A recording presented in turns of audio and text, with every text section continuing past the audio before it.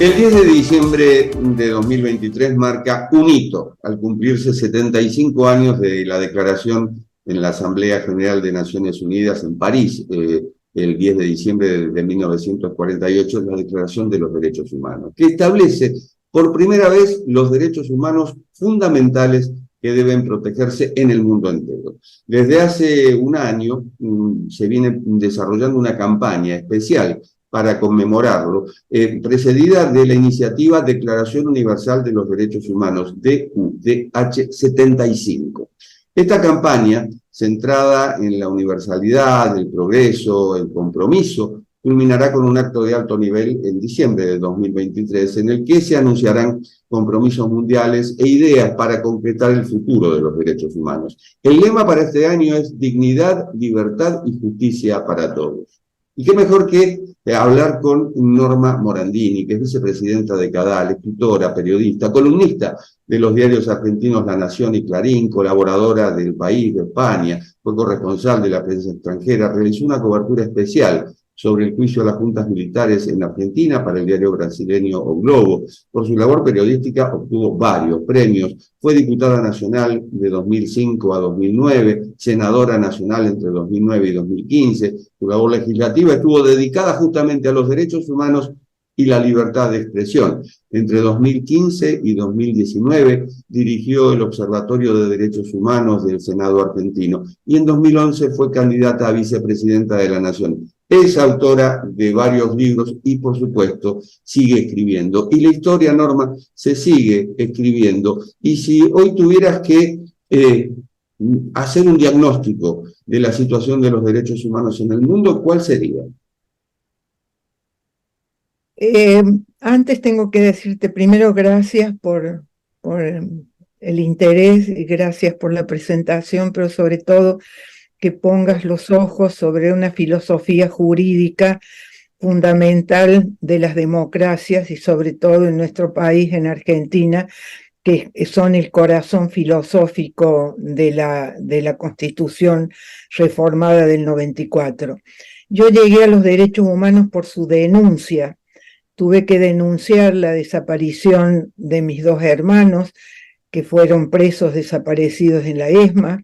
Acompañé a mi madre, una madre de pañuelo blanco, y mi vida en el exilio, solo con eso ya me eximen de cualquier otra presentación para justificar por qué he puesto, es decir, he abrazado casi como si fuera una religión laica, lo que es la normativa de los derechos humanos. Los derechos humanos nacen sobre las cenizas del nazismo. A los periodistas se nos dice que hay que aprender a contextualizar y hay que pensar, recordabas los 75 años, y hay que pensar que el mundo salió horrorizado del nazismo, salió horrorizado de la Segunda Guerra Mundial y surgen por esta mujer maravillosa, a la que yo tengo una enorme admiración, es una promotora, participa mucha gente, como es Eleonora Roosevelt. Pero Eleonora Roosevelt, que era ya la viuda de Roosevelt y que posiblemente Truman la manda cuando se forman las Naciones Unidas como la viuda para que se entretenga, en realidad ella convierte a la comisión que redacta la Declaración Universal de los Derechos Humanos, que conmemoramos los 75 años, y que hizo un trabajo maravilloso, ecuménico. Hay que decir que se abstuvo todos los países de la órbita soviética. ¿Y qué modifica esa Declaración Universal de los Derechos Humanos? Primero, yo creo que ella se inspira en lo que se llamaron las 4 libertades de Roosevelt, cuando en el año 41 él presenta en la apertura del Parlamento, del Congreso, libertad para pensar, libertad para rezar, libertad para vivir sin necesidades y libertad para vivir sin miedo. Lo que hacen los derechos humanos es poner en el centro de la protección al ser humano. El ser humano porta derechos solo por su condición de persona. Lo que nos define seres humanos es nuestra dignidad y que tienen obligación los estados porque la normativa de derechos humanos protege al ciudadano. ¿De quién? De la prepotencia de los estados.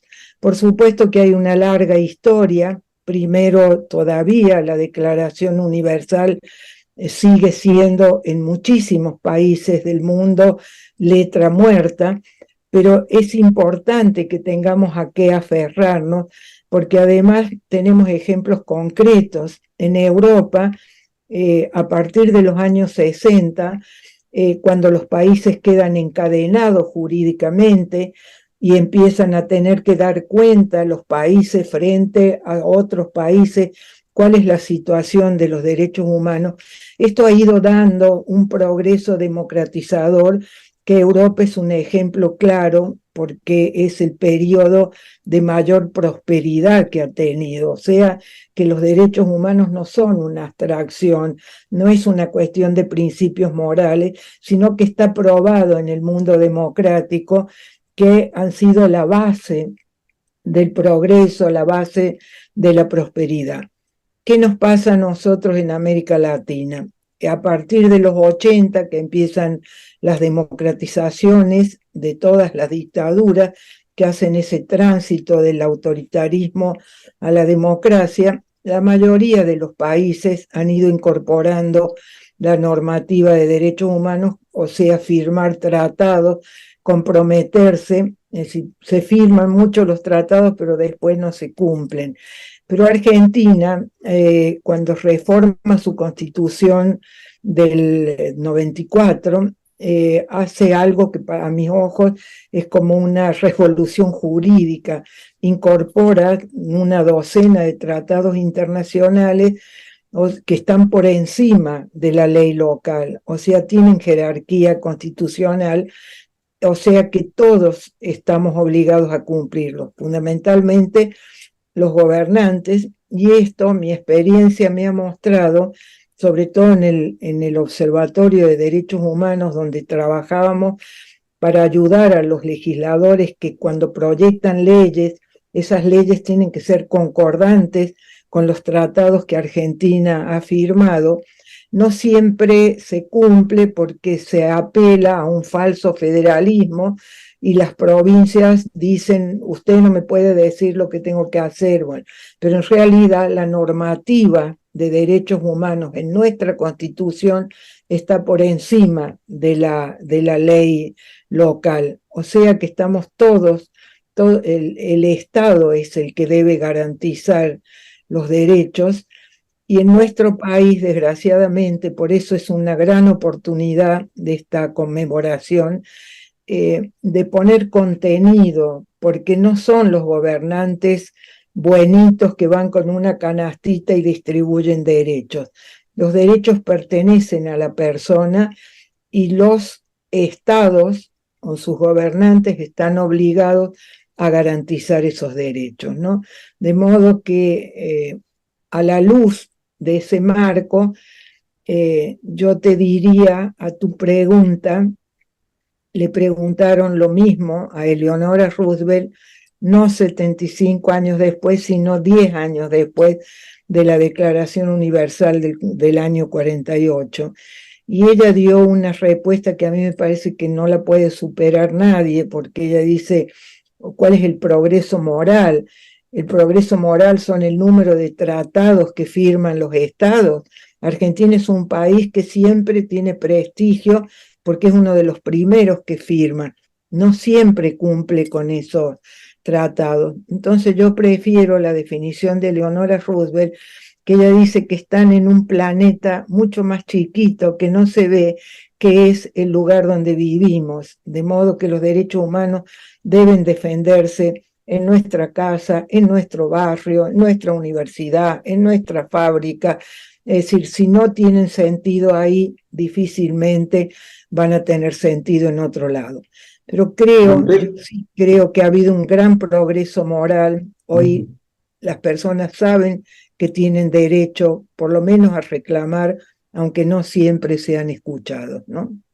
Fronteras adentro, en varios países, entre otros la Argentina, partidos de gobierno han desvirtuado en cierto modo la causa de los derechos humanos y se han apropiado de los derechos o de la política de derechos humanos. E inclusive otra peculiaridad es que regímenes de izquierda son los que pregonan los derechos humanos y son algunos de ellos grandes violadores de esos derechos. ¿Cómo lo ves? Nosotros no reparamos que el 10 de diciembre, que es cuando inician nuestros gobiernos, que la alternancia democrática es parte de la democracia, ha coincidido con la celebración de los derechos humanos, ¿no? Esto es algo que a mí me impresiona que la política no siempre repare. Lo que hemos tenido es una apropiación de la tragedia del pasado. Es decir, se ha utilizado el kirchnerismo, hay que decirlo con todas las letras, han tomado, han utilizado la causa de los derechos humanos para aumentar el poder personal o para hacer política. Es decir, eso para mí, yo jamás hubiera imaginado que iba a tener un lugar de opositora a esa actitud política, porque se han profanado, es decir, no solo ha habido una utilización política, sino que ha habido una profanación del dolor y le ha sustraído esa apropiación de los derechos humanos, la ideologización, porque los derechos humanos no son de derechas ni de izquierdas, son una concepción humanista. Eso que le sustrajo a la sociedad argentina la posibilidad de que entre todos, primero, conociéramos lo que nos había pasado. Segundo, que nos preguntáramos por qué nos había pasado. Tercero, hacernos cargo con responsabilidad de qué lugar tuvimos cada uno en esa tragedia. No para estar haciéndonos un mea culpa o estar acusándonos con el dedo, sino para entre todos configurar una memoria que nos sirva de base para construir democracia. Y este es el daño mayor de la apropiación de los derechos humanos, que han quedado connotados con la muerte, con la desaparición, con las torturas, que esa es la violación de los derechos humanos. Ahora, la filosofía de los derechos humanos es una filosofía de vida, es una filosofía de solidaridad. Yo siempre pienso, como los seres humanos, ¿qué dice el artículo primero de la Declaración? Nacemos libres, y porque nacemos libres somos iguales, o porque nacemos iguales somos libres, pero como somos seres de razón, estamos obligados a actuar fraternalmente. Si uno piensa en la realidad, no nos sentimos libres, no nos sentimos iguales, no actuamos razonablemente y por eso no somos fraternos. Porque somos eso, porque el ser humano en general somos eso, es necesario tener principios morales. Y esto es la Declaración Universal de los Derechos Humanos, un principio moral de cómo debemos ser cuando vivimos con otros, para respetarnos, para que se nos respete nuestra dignidad y para que se respete la libertad que no admite interpretación. Yo te comentaba antes, cuando es el proceso de la declaración, cómo los países de la órbita soviética participan, pero se abstienen. Y ahí instalan, para mí, una falsa tensión entre la libertad y la igualdad, que llega hasta nuestros días. Y en realidad, me pregunto y pregunto, solo con libertad podemos denunciar que nos falta el pan, que nos falta el trabajo, que nos persiguen. El creer que primero es la igualdad, esto presupone que hay un gobierno que distribuye la igualdad, y ahí voy a tu pregunta de lo que pasa con los gobiernos dichos de izquierda, pero que en realidad son dictaduras porque han cancelado toda el no respeto al otro, los disidentes que van a la prisión o la cantidad de disidentes o exiliados que hay ahora en España de la dictadura de Nicaragua. ¿Por qué? Porque han reducido la democracia, dicen, bueno, sí, la democracia es el gobierno del pueblo, y caen en la tentación mayoritaria. Si reciben una votación mayoritaria, caen en la tentación de imponer esa mayoría. Por eso es importante la república. La república, con la división de poderes, es la que limita esa tentación mayoritaria que tienen aquellos que convierten a la democracia en una democracia plebiscitaria o electoral. Me votaste mayoritariamente, yo tengo derecho a hacer lo que quiera. Y no funciona así la república.